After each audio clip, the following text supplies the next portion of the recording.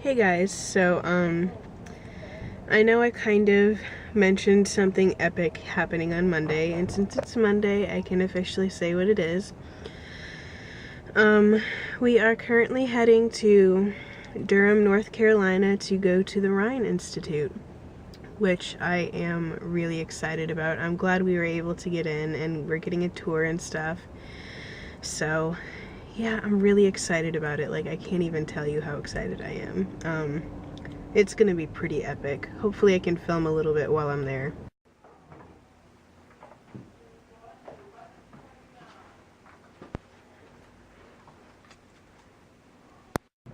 But let me just give you a little bit of background and tell you how this whole place kind of got started and why we have all this stuff in here. So I'm going to start at the beginning. Back in the 1920s, around the mid-1920s, there was this man named Sir Arthur Conan Doyle, guy who wrote the Sherlock Holmes stories. And he was an investigator over in Europe, and he came to the States. He was looking at mediums. He wanted to learn more about mediums and interview mediums to try to find mediums who were more legitimate. Well, he came to the States and was giving a lecture up at the University of Chicago. That is to press the button underneath the light that you think is going to light up. Now, this machine in particular is a precognition machine. It uses the same random event mechanisms as the one we saw for the PK machine. So whenever I push a button, as soon as I push that button, it triggers a random event. That random event determines which light is going to light up. But because the button that I push actually activates the event, I'm making my decision before the event occurs. So I'm trying to guess what's happening in the future. Hey guys, so we're at this restaurant called Mellow Mushroom, and it's really good. We're just at dinner with everybody, so yeah, the food's really good. Hi.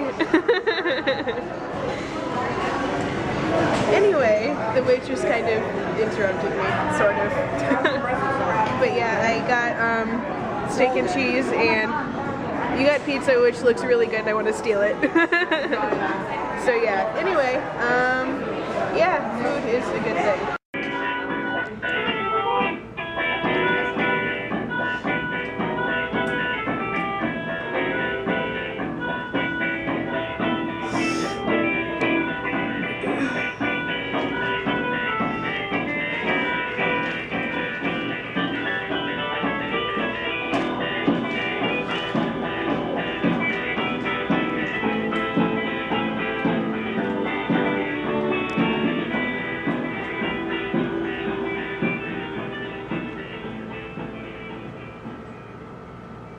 Good evening, everybody, and welcome to Paranormal Insider Radio.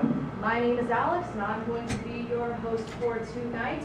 Today's date is June 10th, 2013, and tonight is a very special Paranormal Insider Radio because we are broadcasting live from Camp Paranormal. So say hi, Camp Paranormal people. Hi.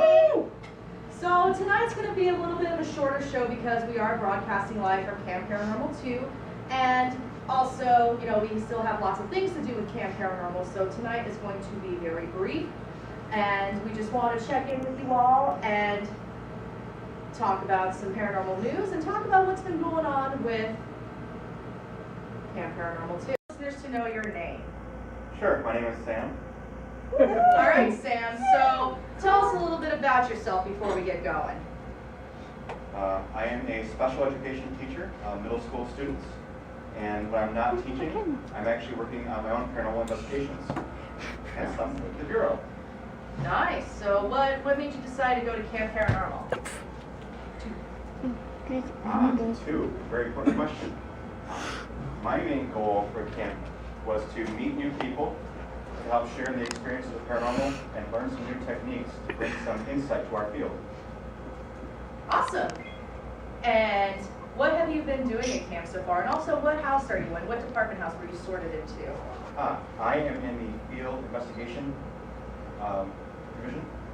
Our FIR house. And the other question was what again? What have you done so far with like lectures, workshops? What have you experienced so far? Absolutely. We have done a lot of investigation and research, obviously, as far as where we begin with investigation, what kind of questions do we ask our clients, as well as some general tips for getting our best EVPs. How do we treat our clients, both the living and the deceased?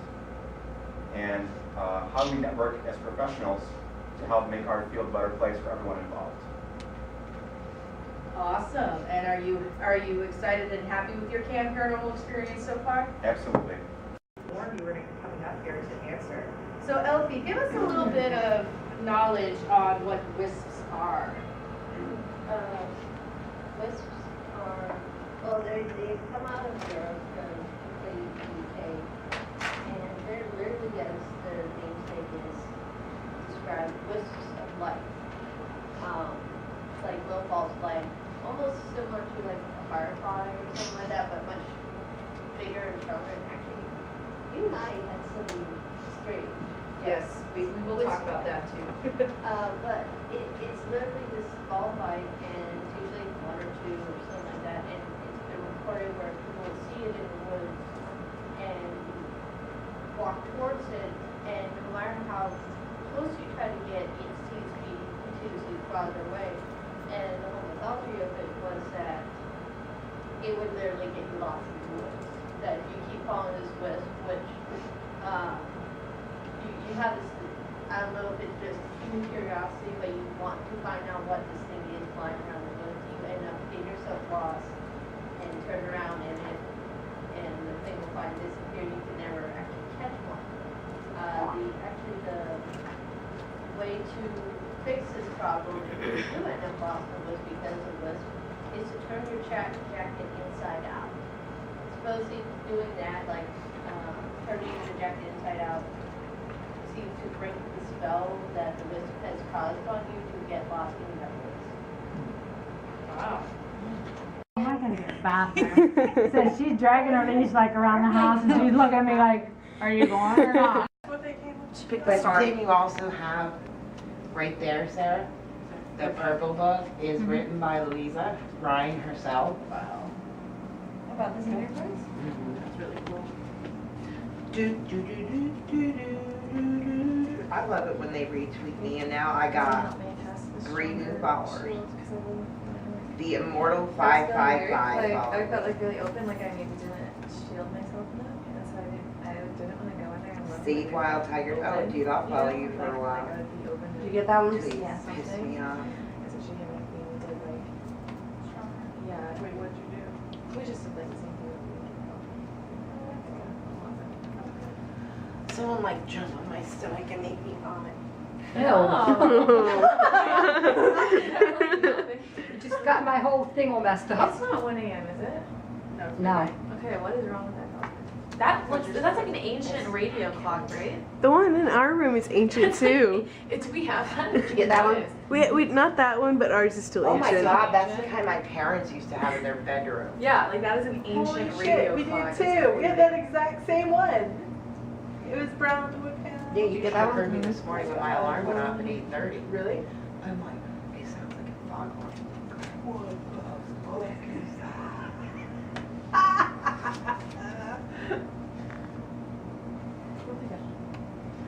Got that one?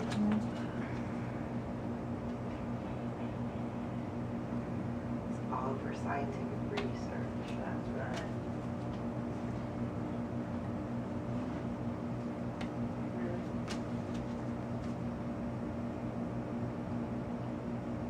As long as she doesn't look down at the card.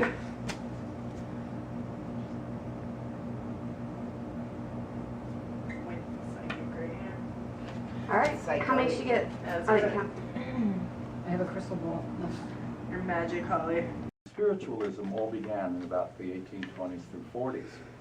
And in the 1840s, we began a series of what we call physical mediumship phenomena.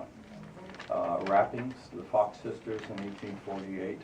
There's a book on a shelf right in the middle of those three columns, fourth down, third book from the right, a thick dark brown book with gold lettering, was published in 1847 after a 16-year-old nearly illiterate young man called Andrew Jackson Davis, who was let's see, 16. He was an outstanding trance medium. A friend had tried some mesmerism on him, and all of a sudden all this other information started coming out. And that book, to a large extent, consists of teachings from Emanuel Swedenborg, the first great, probably the great mystic, who was a scientist who became a mystic. And it's interesting that Swedenborg's information would come through this 16-year-old man, because Swedenborg hadn't been translated and published into English until 1847, and these channelings began in 1843. Later, Davis became a medical doctor and an incredible medical intuitive. But the phenomena that began, the physical phenomena, began in the 1840s, and by the 1880s, 1890s, there were virtually millions of spiritualists in this country who would go and attend seances and such. And yes, of course, there were lots of frauds, which of course discredited the movement in general, but there were also scientists who were studying physical mediumship. Most outstanding medium was D.D. Hume. It looks like home, but it's pronounced Hume.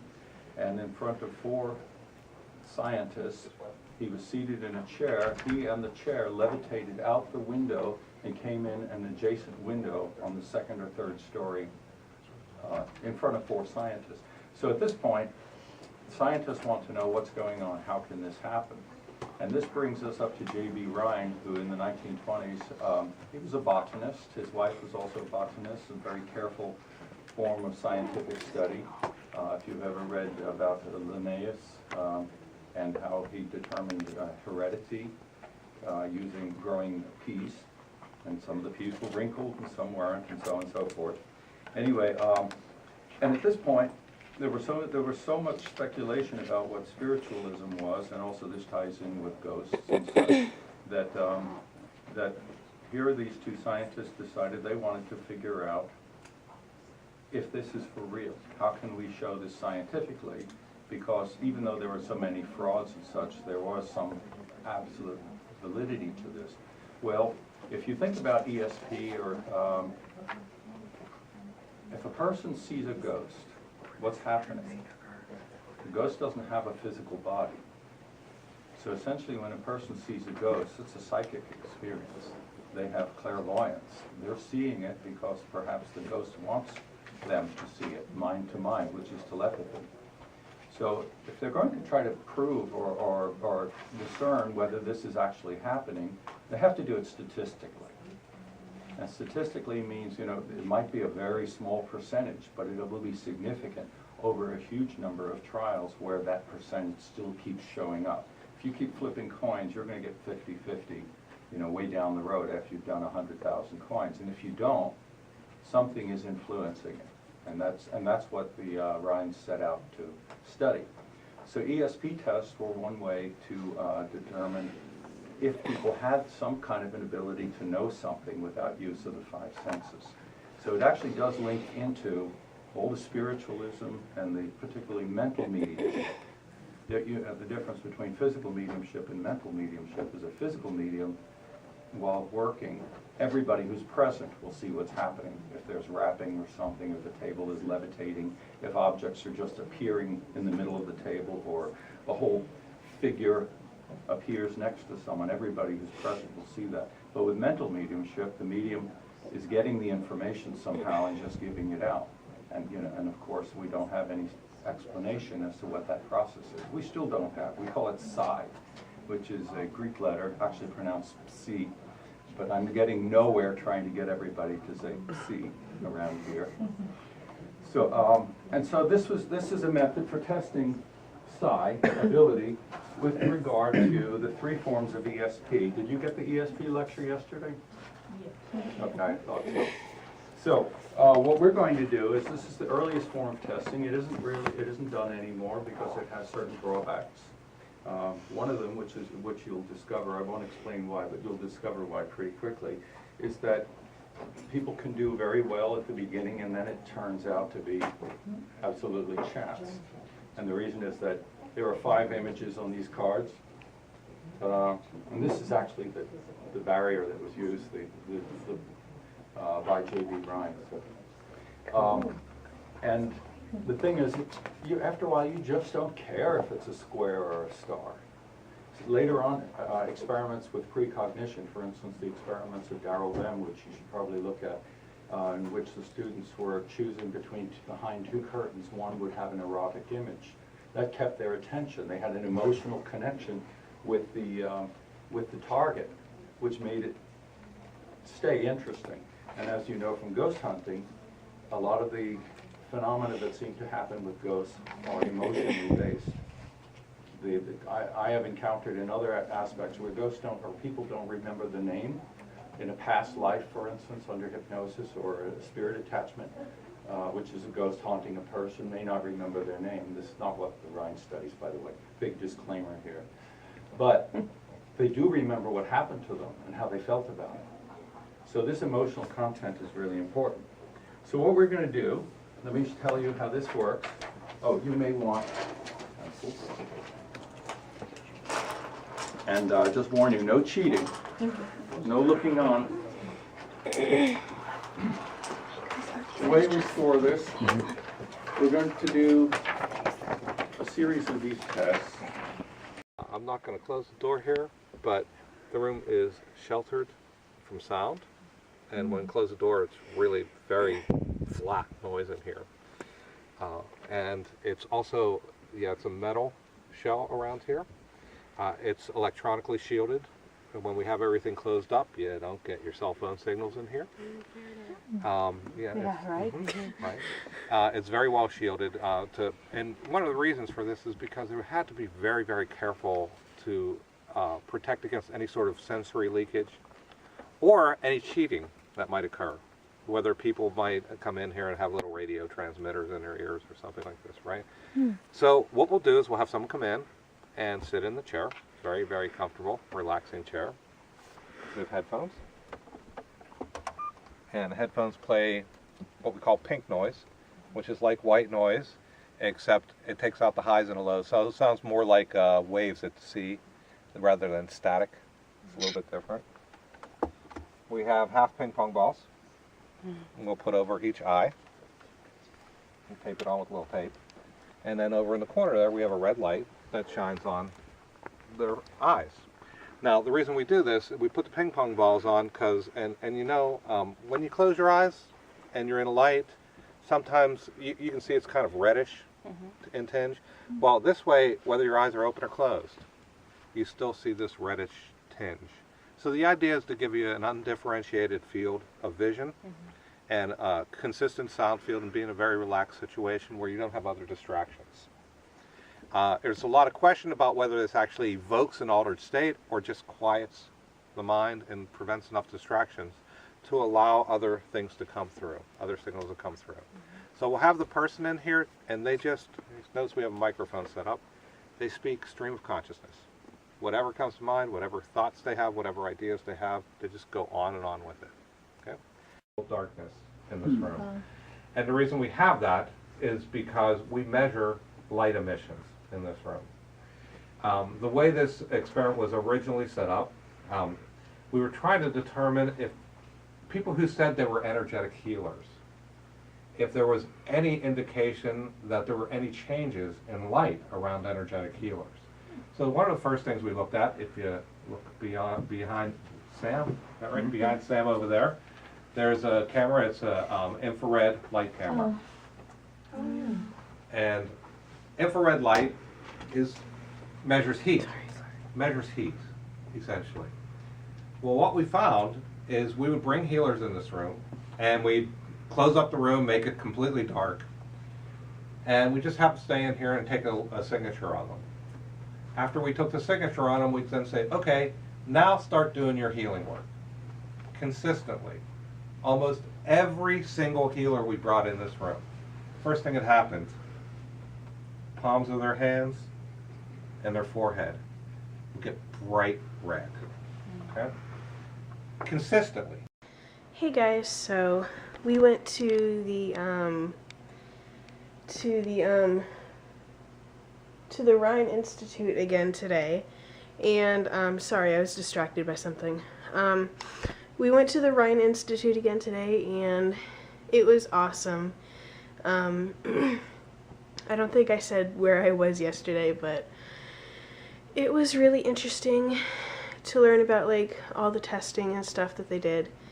And I bought some Zener cards, which are also called ESP cards, for testing extrasensory perception. So yeah, it was really interesting, and right now I'm just taking a break. A lot of people went out to dinner, but I'm part of the Paranormal Investigator Challenge, so I kind of need to hang out because I have a class at 8 and stuff and things. So yeah, I'm gonna bring my laptop down with me and upload a video because I forgot to upload my video from a couple days ago, and I need to do that. So yeah.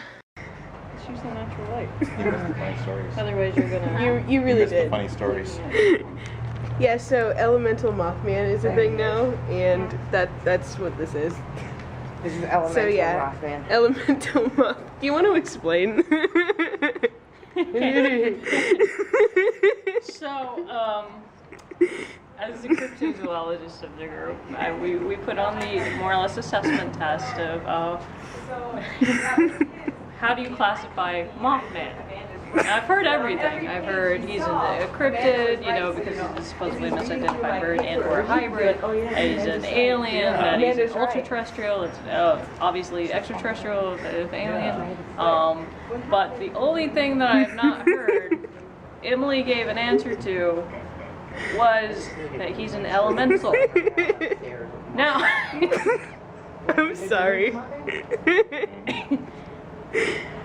I was curious as this because I wanted to hear her argument that Mothman was an elemental, and of course, when we asked her, "What'd you say, Emily?" I don't even remember what I said. She didn't know she did something, and then she thought that it would be like fairies because it was like moth, and then moth was like fairies. So Elfie drew us Elemental Mothman. Oh, okay. I saw that on Facebook. Yeah.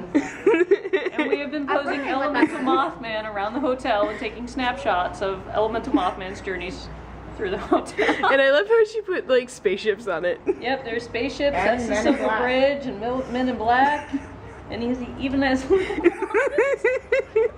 has a wand. Oh god. Now he's gonna have a smoke. Yes, and now Mothman smokes. Because he's had a very strenuous day looking like a chick.